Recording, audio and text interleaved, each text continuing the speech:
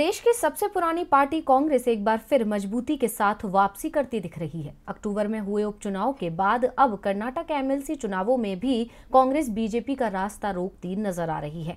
नवंबर में हुए उपचुनावों में कांग्रेस ने बीजेपी को करारा झटका दिया था, जिसके बाद अब एक बार फिर बीजेपी शासित कर्नाटक में बीजेपी को करारा झटका लगा है। आखिर कैसे, देखिए इस रिपोर्ट में। कर्नाटक विधान परिषद की 25 सीटों के लिए चुनावों की आज मतगणना का दिन था। इन सीटों पर 10 दिसंबर को मतदान हुआ था। मतगणना से पहले बीजेपी की ओर से दावा किया गया था कि उसे 25 में से कम 20 सीटों पर जीत मिलेगी। जिन सीटों पर चुनाव हुआ था उनमें से 14 पर कांग्रेस, 7 पर भाजपा और 4 पर जेडीएस का कब्जा था। लेकिन उस समय प्रदेश में कांग्रेस का बोलबाला था और राज्य में कांग्रेस की ही सरकार थी। लेकिन 3 साल पहले बीजेपी ने कांग्रेस को पीछे छोड़ दिया था। आज राज्य में बीजेपी की सरकार है और बीजेपी को उम्मीद थी कि इन 25 सीटों में उसे अधिकांश सीटों पर जीत मिलेगी। पार्टी नेता तो 20 से ज्यादा सीटों पर जीत का दावा कर रहे थे, लेकिन परिणामों में बीजेपी आधी सीटें भी नहीं जीत पाई। 25 सीटों में से बहुमत के लिए जरूरी 13 सीटें भी बीजेपी के पाले में नहीं आई हैं। बीजेपी को 12 सीटों पर जीत मिली है तो कांग्रेस ने 11 सीटों पर जीत हासिल की है।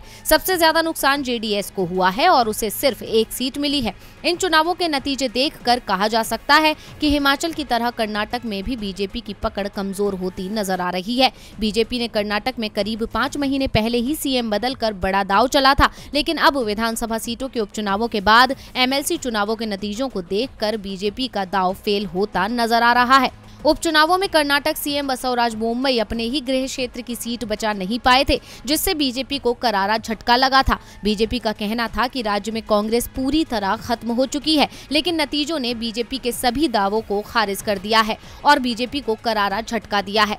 नतीजों से साफ है कि राज्य में कांग्रेस मजबूती के साथ कमबैक कर रही है। डीवी लाइव की रिपोर्ट।